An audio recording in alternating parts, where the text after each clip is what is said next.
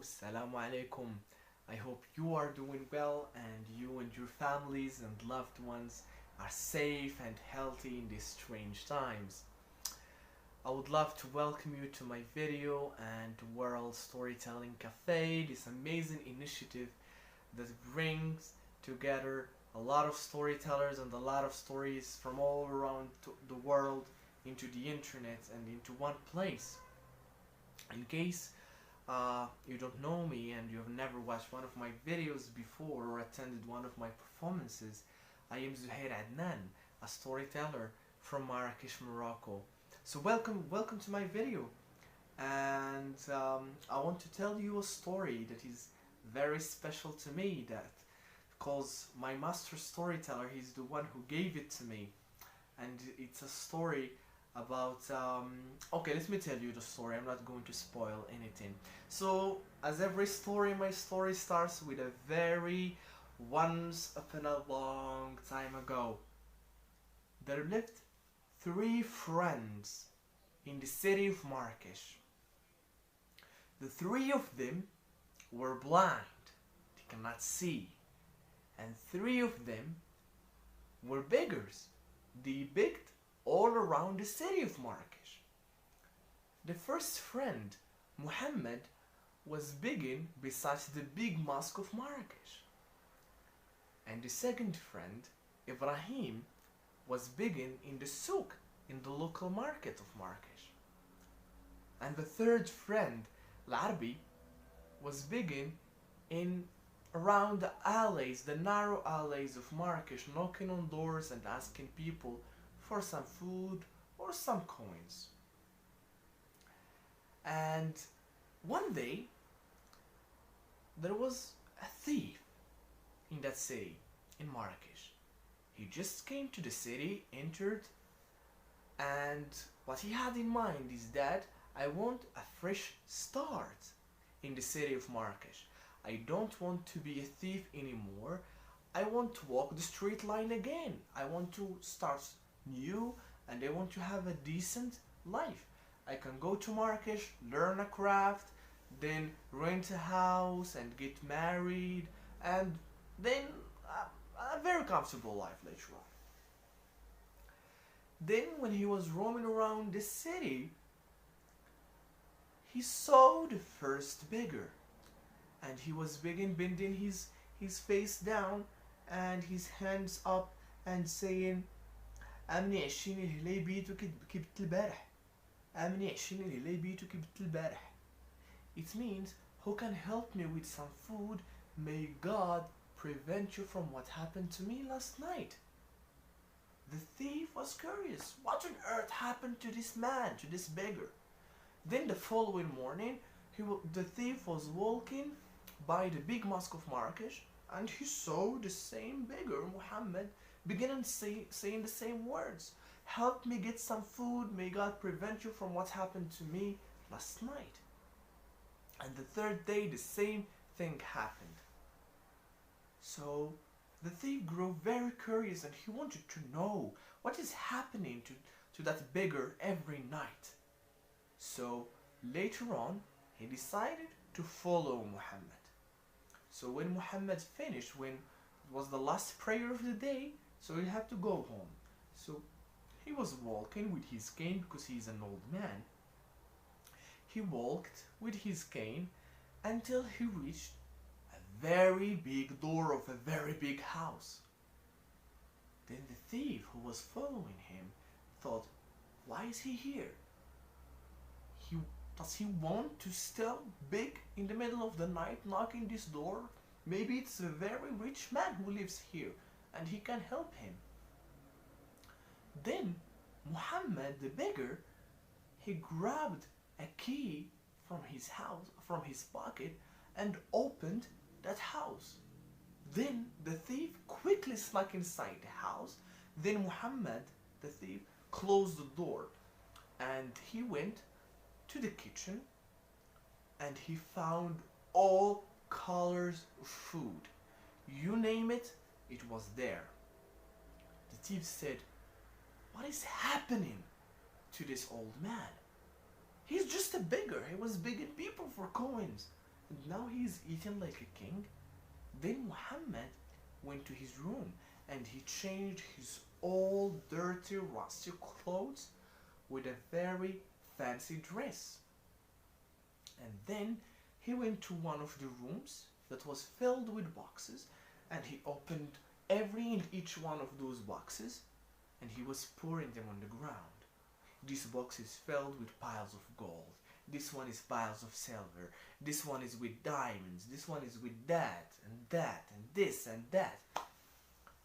It was a shining room, gold and silver, everything fancy it was in that room. The thief realized that he is a beggar, but he does not need any money. He has a lot of money, more than anyone in the entire city of Marrakesh. So he decided to do something about it, and he thought of teaching Muhammad a lesson. So he waited for him until he fell asleep, because he's a blind man, he could not see the thief, of course. So Muhammad fell asleep, and then the thief took all those boxes and left the house. Then the following morning, Muhammad woke up as usual. He went to the kitchen, had his breakfast. Then he changed his fancy clothes with those old dirty ones so he can go and bake. Then he has a ritual. Before he goes out of the house, he will check on his gold and silver. Once at night and once in the morning when he wakes up. He went to that room and he found the boxes, but the boxes were empty. Here, Muhammad went crazily screaming in the streets, "Where is my money? Please give me my money!" Grabbing people by hand, begging people, falling on the ground and rising up again and running all around Marrakesh, screaming and asking people to give him back his money. Then his second friend, Ibrahim, heard his friend screaming in the middle of the souk, in the middle of the market, and he called him, "Muhammad, my friend, come over here, follow my voice. What is happening to you?" Then Muhammad told Ibrahim that someone stole his money. Then Ibrahim told him, I told you to save your money the way I do. You are an old, blind man, for God's sake, and you keep all your fortune inside the house." And then Muhammad told him, "But what do you do with your money?" He told him, "I've changed every penny I have into diamonds. And why do you think I have the same cane? Like, I've used it for more than 40 years now." He told him why. He told him, "Because it's hollow from the inside and it's filled with my diamonds. So I have my cane, I have my diamonds with me day and night. They never leave me, and I never leave them." Then guess what? There was someone who was listening to them, the thief, because he had followed Muhammad that morning to see how he will react when he loses his money, his fortune. And now he knows about the cane and the diamonds. And he followed Ibrahim that night as well. He followed him and the same scenario happened.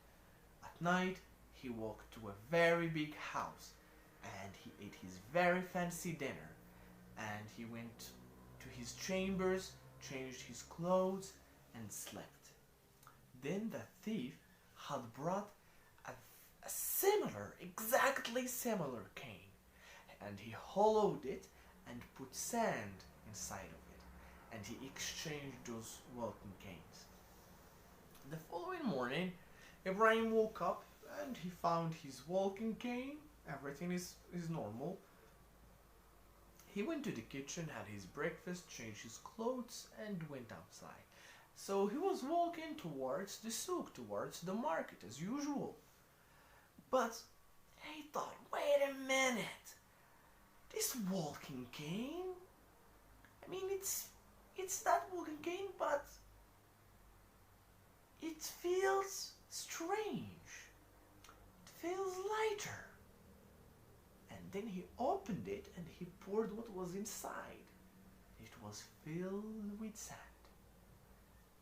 Ibrahim went crazily screaming as well in the streets, making a very big commotion, grabbing people by hand, begging them to give him back his diamonds. But people did not believe him. Said, what's the matter with those two blind people? They are beggars. Ibrahim and Muhammad, we give them pennies every now and then, and we help them with food, with loaves of bread, or some tagines, or some couscous if we have. But now, they are crying over lost diamonds and lost piles of gold and silver. What's happening to them? Are they crazy right now? Then Ibrahim, as he was screaming and going all around Marrakesh as well, his friend, his third friend, the third blind beggar, Larbi, heard his friend screaming, and he told him, "Come to me! Why are you screaming? What happened to you?" He told him, "I was stolen as well. Muhammad was stolen yesterday, and I was stolen today." And then he told him, "I told you too. You are stupid. You don't know how to manage your fortunes. I told you I always wear my fortune. Why do you think I'm wearing my jalaba that is made from different pieces of tissue? It's because I changed all my money into diamonds and I sewed them into my jalaba, and I always wear my money. No one can steal them from me unless I am dead." And again, the thief had followed Ibrahim to see how he would react. Now he knows about the jalaba and the diamonds. But this one, it was a very hard task. So he had to go out of sight for some days, because Larbi was very cautious. And one day, Larbi, as he was going through narrow alleys of Marrakesh, he heard a very strange voice addressing him. "Salaam alaikum." He said, "Wa alaikum salam." Then he told him, "Let's go, Larbi." He told him, "Go where? Leave me alone. Leave me be. I'm just a beggar. I do no harm here." He told him, "I am an angel sent to you to take you to Mecca." He told him, "Mecca, I would love to go there, but as you can see, I am an old blind man, and going for all the way from Morocco to Mecca, it's a one full year of walking." He told him, "I told you I am an angel.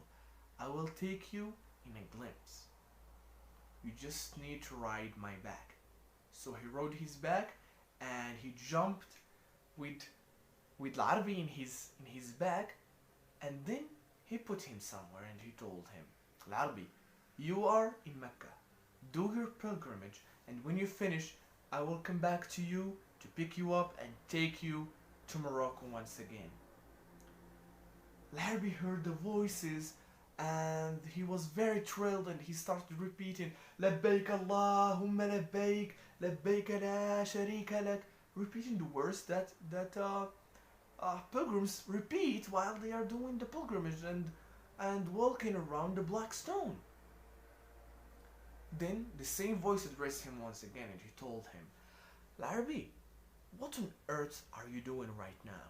He told him, "I am worshipping my God. I am finally doing pilgrimage." He told him, "How dare you say such a thing?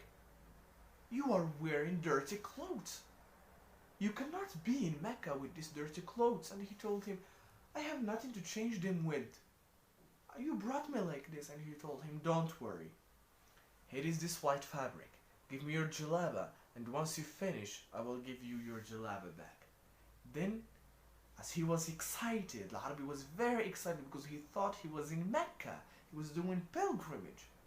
So he quickly took off his jalaba and gave it to that angel, and wore a white towel around his body, and he kept repeating the words, "Labbaik Allahumma labbaik, labbaik la sharika lak, inna al-hamda wa ni'mata laka wal mulk." Then another strange voice addressed him and said, "Sir, what on earth you think you are doing right now?" He told him, "We are in Mecca. Let's worship our God. Look at the black stone. I hope my God will give me back my sight so I can see the black stone at least once before I die." He told him, "Well, sir, you are absolutely not in Mecca. You are in a local souk, local market of Marrakesh, and you are walking around the shop like a fool."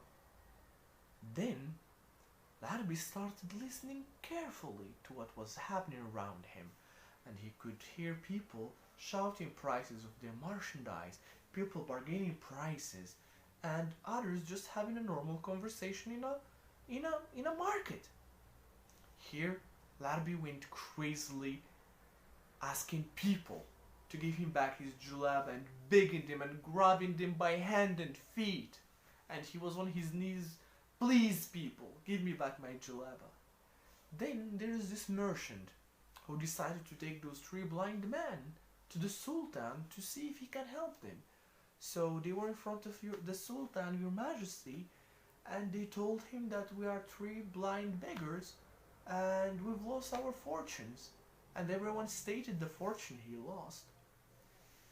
The king understood that those beggars had this fortune begging, and he was mad. He decided not to help them and said that, "I don't want to help you because you used people in this city. People have known you since they were children, and they gave you whatever they can and helped you with whatever they can provide for you, and you used their kindness for your favor, and you enriched yourselves, and no one asked you for taxes because seemingly you are just beggars and we cannot ask you for taxes, but instead you had a lot of money, but instead of just enjoying life, you kept using people's kindness on you and towards you. So just leave." And he kicked them out of the royal court. Those three blind beggars actually became real bigger, but now people knew their story and no one will help them anymore, so they were doing miserably. And months passed by, exactly 9 months. Then there was this gentleman in front of the royal court asking to see the king. People, as they saw that he has a lot of gold and silver, a lot of precious things in his convoy, they thought that he has a gift for the king. So the king actually welcomed him warmly, and he learned that he was the thief who stole from those three blind beggars. And then he learned that he came back to give them their money back. Then the king told him, "But why have you done this? You are a thief, and no one was going after you, so you could easily enjoy living with that money and being a rich merchant or just a rich man enjoying life. But why do you want to do this?" And he told him, "Before I come here, I decided to repent to God and to walk the straight line again and not to be a thief anymore. I want to have a fresh life. But when I saw what's happening around those three blind beggars, I wanted to teach them a lesson. And now I'm sure they learned their lesson and they don't want their money anymore." So the Sultan called upon those three blind beggars and he gave them back their money. And he made the thief as the chief of the police back then, of the royal guard. And that thief was fighting thieves and fake beggars in the city of Marrakesh, and everyone lived happily ever after until the end of time. And this is the end of my story. Thank you so much for listening to my story. I hope you enjoy it, and I hope one day you will make it to Marrakesh to see the souk and the big mosque of Marrakesh and all the places that I've mentioned in my story and more. Marrakesh is very wonderful.